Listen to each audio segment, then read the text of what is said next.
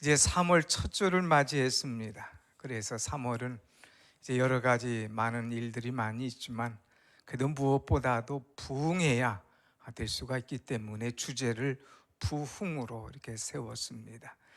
오늘 말씀의 제목을 부흥을 원하십니까? 하는 그런 제목으로 삼았는데, 이 3월 달에 우리는 부흥해야 됩니다. 우리의 개인의 심령이 부흥해야 되고, 또 우리의 가정이 부흥해야 되고, 우리의 목장이 부흥해야 되고, 또 우리 남녀전도회가 부흥하며, 또 우리 교회가 부흥하고, 더 나아가서 여러분의 직장과 사업장도 부흥하는 역사가 일어나기를 축원합니다. 아멘. 부흥이라고 하는 것은 그야말로 이제 모든 것이 회복된다 하는 뜻이에요. 또 3월을 이제 봄 맞이하지 않습니까? 봄을 스프링이라고 하는데, 스프링은 튀어오르는 것 아닙니까? 움츠렸던 것, 나약했던 것, 이런 것들이 다 튀어올라서 새롭게 튀어오르고 새 일을 시작하는 것이죠. 여러분, 그동안 답답했던 것, 갇혔던 것, 이런 것에서 다 이제 새롭게 회복하고 일어나는, 부활하는 이런 부흥의 역사가 있기를 소원하면서 오늘 말씀을 준비했습니다. 성경에 보면 부흥하는 사건들이 굉장히 많습니다. 미스바 부흥성에도 있고요, 또 갈멜산 부흥성에도 있습니다. 또 신약에도 부흥의 집회들이 많고 말씀들이 많지만, 특별히 부흥하면 오늘 이 말씀을 빼놓을 수가 없는 거예요. 초대교회 이제 첫 교회에서 하나님의 부흥의 역사를 체험하는 그 모습, 이들이 예수님 부활하신 후에 40일 또 계시고 승천하신 이후에 이들이 120명의 사람들이 모여서 기도합니다. 그 기도의 자리에 성령이 임재하시는 거예요. 근데 성령이 임하실 때에 그것도 보통이 아니라 어마어마한 이 성령의 역사가 나타나기 시작하는 거죠. 사람들의 가슴이 뜨거워집니다. 또 그들이 새로운 방언을 말합니다. 하나님의 놀라운 비밀을 깨닫고 이 말씀을 나가서 선포하기 시작합니다. 이런 부흥을 경험하기 전에는 다 숨던 사람이었어요. 비겁한 사람이었어요. 그 중에 하나 베드로는 더 비겁하고 주님을 부인하는 그런 사람이었습니다. 그런데 예수님의 부흥을 경험하고 난 다음에, 은혜 체험을 하고 난 다음에 나가서 복음을 전하는 것이 오늘 본문의 말씀입니다. 사도행전 1장은 성령의 역사가 일어나는 것이고, 2장에 가서는 이제 이런 부흥할 때에 특별히 베드로가 이 성령의 역사를 체험하고 은혜 받고 나가서 메시지를 처음으로 전하는 것이 오늘 본문의 말씀이죠. 근데 이 베드로가 이렇게 나가서 뜨거운 하나님의 은혜의 말씀을 전할 때에 많은 사람들이 거기에 변화를 가져옵니다. 감동을 받고 거기서 뉘침을 얻고 새로워지는 것을 볼 수가 있죠. 그래서 오늘 본문에 보면 이제 베드로가 말씀을 전할 때에 한 번에 3,000명이 회개하고 돌아오는 일이 일어나는 거예요. 사랑하는 여러분, 한번 생각해 보세요. 120명이 이제 앉아있는 자리에 3,000명이 모여들기 시작하니까 얼마나 부흥합니까? 말할 수 없는 부흥이죠. 어마어마한 숫자적인 부흥이 오는 것뿐만 아니라 이들이 부흥했는데 어떻게 관리하고 어떻게 유지했을까? 또 부흥한 다음에 이들이 교회를 어떻게 세워나갔을까? 이 모든 것들이 참 궁금하고 또 우리가 받아야 될 도전이라 이렇게 생각이 됩니다. 우리 교회는 부흥하는 교회죠. 하나님께서 날마다 새 가족을 보내주셔서 날마다 일어나는 교회인데, 우리가 이 부흥을 어떻게 맛봐야 되고 또 어떻게 이 부흥하는 교회를 계속 관리하고 더 나아가서 하나님께 영광 돌려야 될 것인가 하는 메시지가 오늘 본문에 다 들어있는 것을 보게 됩니다. 사랑하는 여러분, 교회의 부흥이 곧 나의 부흥이다 이렇게 하고 안주해서는 안 됩니다. 내가 부흥해야 가정이 부흥하고, 내가 부흥해야 목장이 부흥하고, 내가 부흥해야 교회가 부흥한다는 사실을 알고 내가 부흥하고 일어서는 것, 이것이 가장 중요한 것을 알아야 되지요. 그러면 우리가 부흥하려면 어떻게 되겠는가? 오늘 말씀 보니까 내가 말씀을 바로 받을 때에 부흥한다는 사실을 놓쳐서는 안 됩니다. 오늘 말씀을 한번 보겠습니다. 37절 말씀, 37절 다 같이 시작. 그들이 이 말을 듣고 마음에 찔려 베드로와 다른 사도들에게 물어 가로되 형제들아 우리가 어찌할꼬 하거늘. 이 말씀 보면 베드로가 설교를 하는 거예요. 근데 베드로의 설교가 얼마나 강한 설교인지 모릅니다. 이 베드로 설교가 누구 눈치를 보고 하거나 누구의 마음에 기쁨을 주거나 어느 특별한 대상을 하거나 하는 것이 아니라 모든 사람에게 모든 그 은혜를 끼치는, 또 모든 사람을 회개케 하는 이 말씀을 전하는데 이들의 반응은 두 가지예요. 하나는 마음에 찔려 그랬어요. 말씀을 들을 때 마음에 찔렸다고 하는 거예요. 그 다음에 두 번째 반응은 우리가 어찌할꼬 하는 그런 모습을 보이고 있지요. 여기서 마음에 찔려라고 하는 것은 칼로 베임을 당한 것과 같은 것을 말합니다. 여러분, 우리가 상살에 칼로 베임을 당할 때에 가만히 있지 못하지 않습니까? 깜짝 놀라잖아요. 어쩔 줄 모르지 않습니까? 내게 어마어마한 말씀이 들어왔다 이거예요. 내 가슴을 막 파고 내 가슴을 도려내고 나를 정말 새롭게 하는, 가만히 있지 못하게 하는 그런 엄청난 충격의 말씀을 받았다고 하는 거예요. 이 말씀을 받았을 때에 이들은 어찌할꼬, 내가 어떻게 하면 좋겠느냐 하고 참 감당치 못하는 그런 모습을 보게 됩니다. 말씀을 찔림을 경험하는 것이죠. 여러분, 이 말씀은 정말 받을 때 내 삶을 관통하는, 나를 새롭게 하는, 나를 좀 변화시키는 그런 이 말씀, 그 말씀을 받을 때에 거기에 나의 모든 삶이 새로워지는 것을 우리는 깨달을 수가 있습니다. 이렇게 찔림을 받은 사도들은 이제 그들은 다 같이 고백하기를 우리가 어찌할꼬 하면서 이 말씀에 대한 반응을 우리는 볼 수가 있습니다. 사랑하는 여러분, 여러분은 말씀을 받을 때 어떤 자세입니까? 우리는 하나님 앞에 기도할 때에 어떤 자세로 기도합니까? 그러지 않은 기도했지만 우리는 다 연약하지 않습니까? 부족함을 내놓는 것이 우리의 기도가 아닙니까? 그 세리의 기도는 나가서 기도할 때 하나님, 이 죄인 나왔습니다, 가슴을 치면서 하나님 내가 어찌하면 좋겠습니까 하는 하나님 앞에 간절히 용서를 구하는 그런 기도인데, 바리새인들의 기도는 어찌할 거라는 것이 없어요. 가슴을 치는 기도가 아닙니다. 사람들 앞에 내세우는, 자기를 자랑하는, 자기를 높이는 그런 기도였다고 하는 거예요. 그런 기도를 주님은 전혀 받지 않는 것임을 말할 수가 있습니다. 사랑하는 여러분, 우리가 하나님 앞에 바로 서는 것, 은혜 받는 것, 이것이 첫걸음이 뭐냐? 마음에 찔리는 거예요. 말씀을 받을 때마다 마음에 찔림을 받고, 말씀을 받을 때마다 그것 때문에 내가 어떻게 하면 좋겠느냐 새롭게 결단하고 회개하는 그런 신앙의 자세가 우리에게 무엇보다도 중요함을 우리는 알 수가 있습니다. 그런데 이 말씀을 받았을 때에 다 그 말씀에 찔림을 받느냐? 그렇지 않은 것을 보게 되죠. 베드로의 설교를 듣고는 사람들이 마음에 찔렸어요. 그런데 조금 넘어가서 사도행전 7장에 보면 스데반도 성령 충만하여 나가서 사람들에게 복음을 전합니다. 사도행전 7장 51절에 가서 보면은 이 목이 곧고 마음과 귀에 할례를 받지 못한 백성들아, 너희도 너희 조상과 같이 항상 성령을 거스리는도다. 목이 곧고 마음과 귀에 할례 받지 못한 너희들, 너희 조상과 너희들 다를 바가 없어, 할례 받지 못한 백성이야 하면서 오리지널로 그에게 회개와 그의 죄악을 이제 가리키는 말씀을 줍니다. 그때에 이들의 반응이 어떠했는지 아십니까? 이들도 이 말씀을 들을 때 마음에 찔렸습니다. 근데 그 다음이 달랐어요. 말씀을 받을 때 마음에 찔려 이를 갈거늘. 그래서 이를 갈거늘.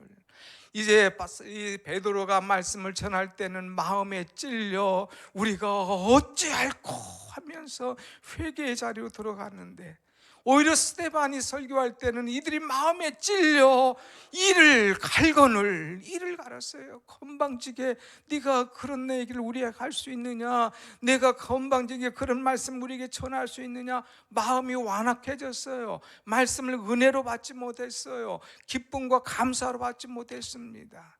그리고 스데반을 성 밖으로 내리고 나갑니다. 돌을 들어서 그를 쳐 죽이는 그런 일을 우리는 보게 됐지요. 오늘 사랑하는 여러분, 우리는 하나님의 말씀을 받는 나의 자세가 어떤가 하는 것을 살펴봐야 됩니다. 나는 베드로와 전할 때에 마음에 찔려 어찌할꼬 회개하는 그룹에 들어가는 사람이냐, 스데반이 복음을 전할 때 마음에 찔리기는 똑같이 찔렸는데 이를 갈면서 오히려 돌을 들어 치는 그런 자의 모습이냐, 오늘 내 신앙이 어떤 모습이냐 하는 거예요. 저는 우리 교회 강단에서 설교할 때마다 감사가 있어요. 우리 성도들 볼 때 얼마나 은혜가 되는지 모릅니다. 설교할 때 좋은 거나 좋은 분이나 핸드폰을 보거나 딴점 피우는 분이 아무도 없어요. 다 눈과 눈을 보면서 귀를 쫑긋 하면서 말씀을 들으려고 하는 여러분의 자세가 얼마나 감사한지 모릅니다.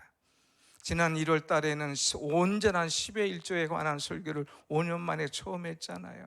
그때 사람들이, 성도들이 마음에 찔려서 내가 이제까지 했던 헌금 자세가 잘못되었구나 그러면서 하나님 앞에 다시 온전한 11조로 시작하는 사람들이 참 많아졌어요. 또 다음에 영과 진리로 예배하라, 하나님은 예배하는 자를 찾으신다 하는 말씀을 드릴 때에 정말 예배의 자세가 바뀌어지고 하나님 앞에 온전한 예배를 드리려고 애를 쓰는 모습이 얼마나 감사한지 몰라요.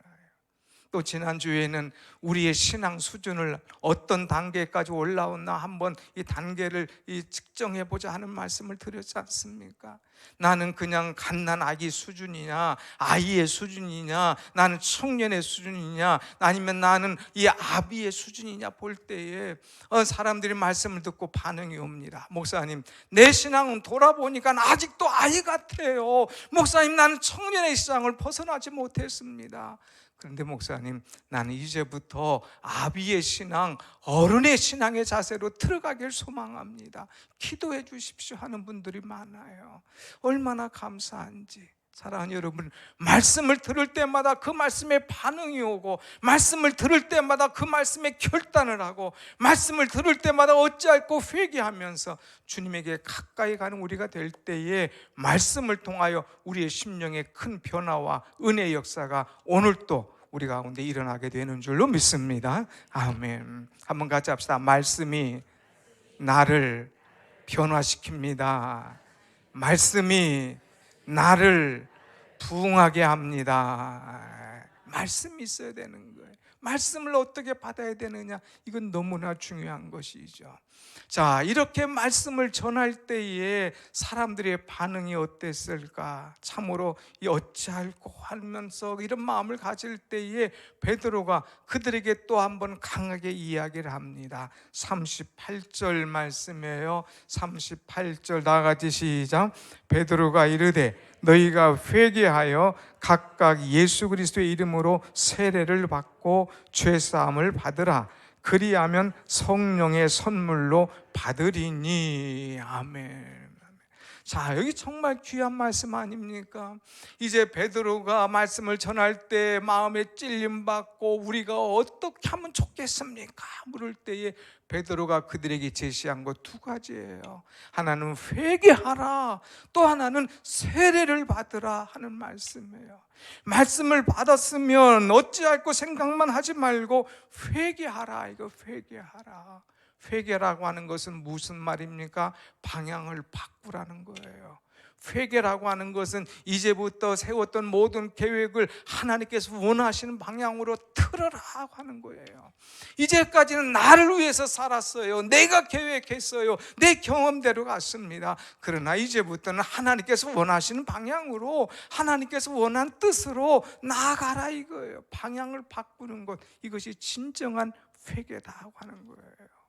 이제 회개라고 하는 것은 생각은 가지고 있고, 내가 그런 잘못했구나, 미안합니다, 이런 생각만 가지는 것은 진정한 회개가 아니에요.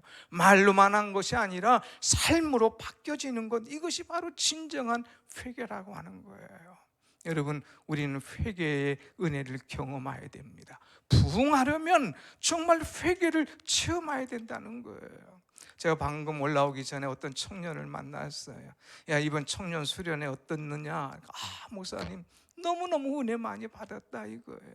자기 속에 있는 죄악과 부족함을 발견하고 하나님 앞에 얼마나 회개했는지 참 잘했다. 그것이 부흥이다 그런 얘기를 했어요. 사랑하는 여러분, 부흥이 뭡니까? 내 연약감을 발견하고 내 뜻대로 살지 않고 주여 이제부터는 주 뜻대로 살겠습니다 그 결심하고 믿음으로 나아가는 것, 이것이 진정한 부흥 아닙니까?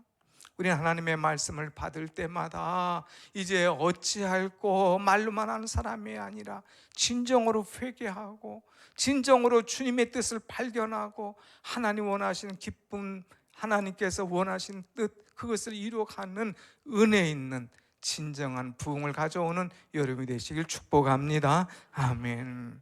또한 회개하고 죄사함을 얻으라 그랬어요. 그 조건이 뭐냐? 세례를 받아라 하는 거예요. 이제 회개하고 그 다음에 예수 그리스도의 이름으로 세례를 받고 죄사함을 얻으라고 말씀하고 있어요. 세례. 오늘 많은 여러분들이 세례 받았지 않습니까? 그런데 아직도 세례 안 받은 분들이 많이 있어요. 이번 부활주일에는 세례 받는 우리 학생들과 청년들, 우리 새가족들이 많을 겁니다. 여러분, 이 세례는 반드시 받아야 돼요. 이 세례가 뭐냐? 이 세례는 나의 모든 죄를 하나님께서 다 지워주시는 거예요. 이 세례는 내가 물속에 들어가는 것처럼 내 모든 죄악이 다 죽어지는 거예요. 이 세례는 내가 거듭나는 거예요. 이 세례는 내가 주님과 결혼하는 거예요. 이 세례는 내가 그리스도의 옷을 입는다고 하는 그런 표현입니다. 특별히 세례가 뭐냐? 결혼이다 하는 생각을 가지면 틀림이 없어요. 남자 여자가 만났어요. 서로 사랑합니다. 이제 꿈을 꿉니다. 우리가 결혼하고 이제 아름다운 가정을 이루자 합니다. 사랑하면 가정을 꾸릴 수가 있죠. 그러나 반드시 결혼하는 이유가 뭡니까? 많은 사람 앞에 우리가 사랑합니다. 그리고 한 가정을 이루길 원합니다. 그래서 오늘 결혼식 하니 오셔서 축복해 주시고 우리 앞날을 위해서 기도해 주십시오 하는 표입니다. 내가 예수 그리스도 만났습니다. 나는 하나님의 자녀가 되었습니다. 이제는 하나님의 방법대로 하나님의 뜻대로 살겠습니다. 저희들을 인정해 주시고 또 축복해 주시고 위에서 기도해 주십시오 하는 그런 마음에 이 세례를 받는 거죠. 또 세례 받을 때에 모든 죄가 사해지면서 만일 우리가 우리의 죄를 자백하면 주는 미쁘시고 의로우사 우리의 모든 죄를 사해 줄 것이요 우리의 모든 불의를 깨끗게 해 주실 것이라고 말씀하셨기 때문에 세례받음과 동시에 모든 죄악이 사해지는 거예요.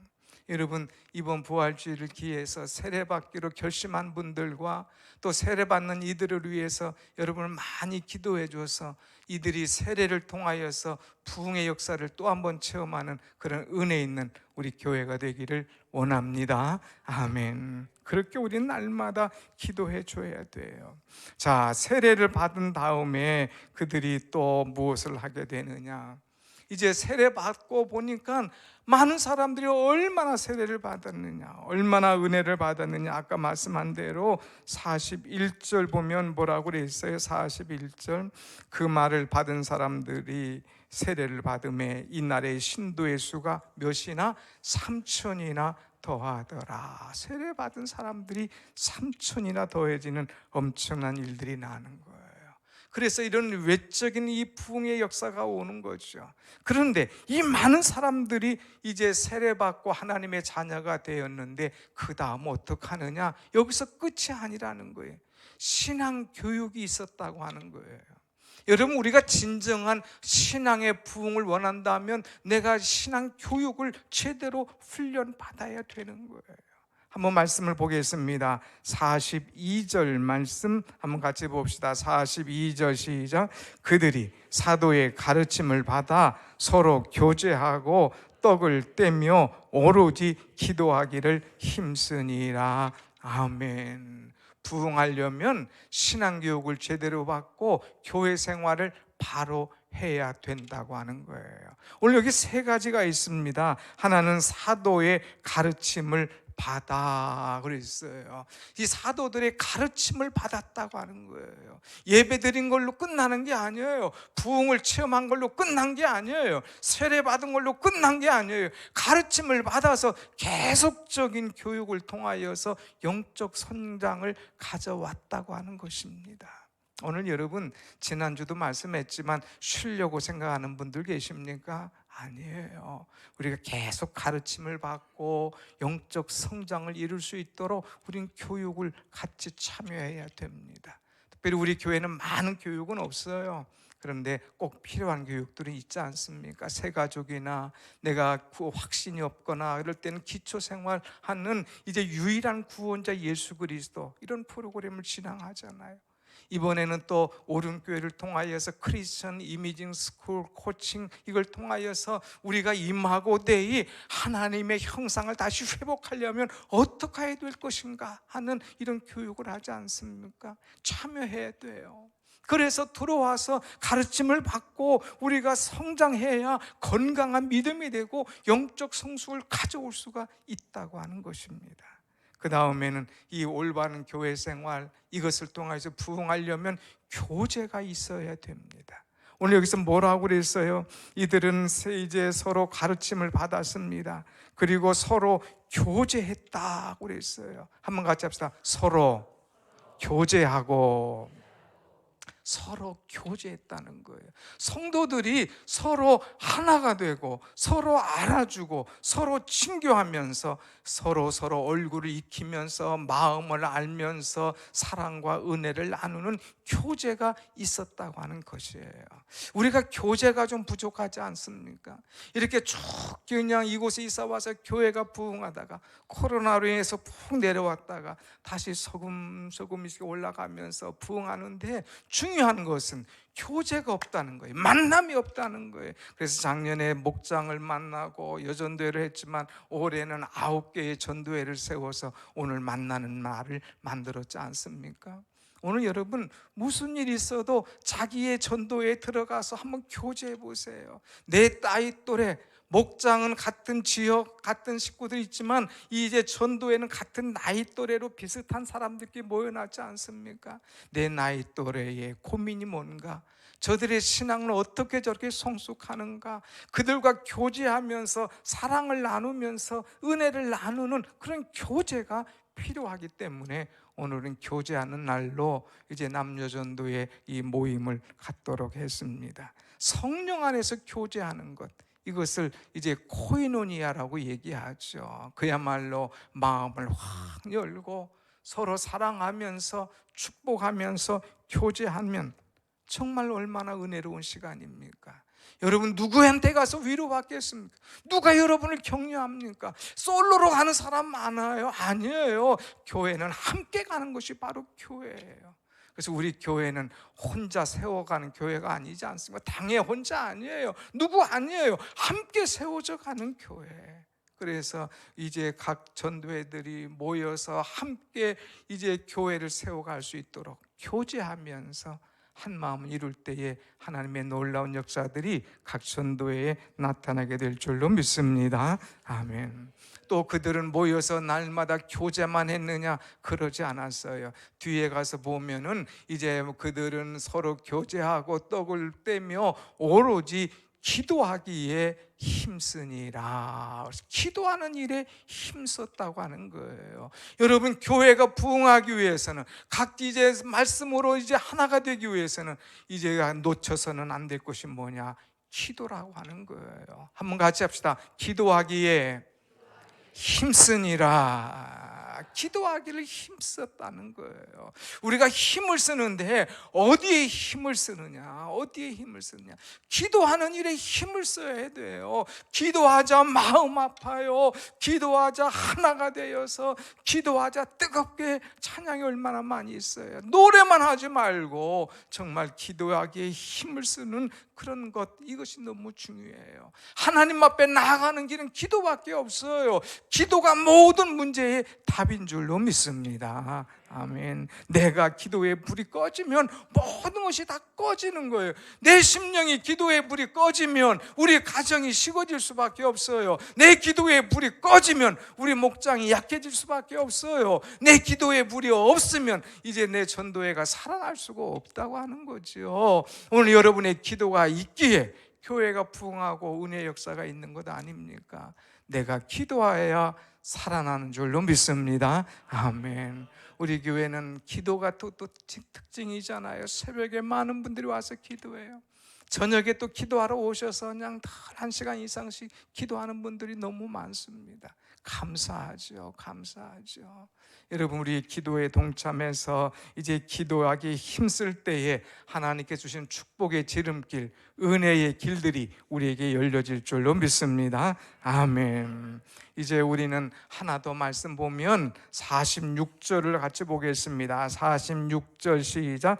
날마다 마음을 같이하여 성전에 모이기를 힘쓰고 집에서 떡을 떼며 기쁨과 순전한 마음으로 음식을 먹고. 그전에는 음식도 나누기 불편했잖아요. 이것 주면 또 상대방이 어떻게 생각할까 했잖아요. 이제 뭐 코로나 시대 다 지나가고 이제 마음껏 나눌 수가 있지 않습니까? 그러니까 모여서 이제 기도하고 또 모여서 날마다 마음을 같이하여 성전에 모이기를 힘쓰고 그랬어요. 마음을 같이해서 성전에 모인다는 것은 공동체예요. 우리는 이 공동체를 살려야 되는 거예요.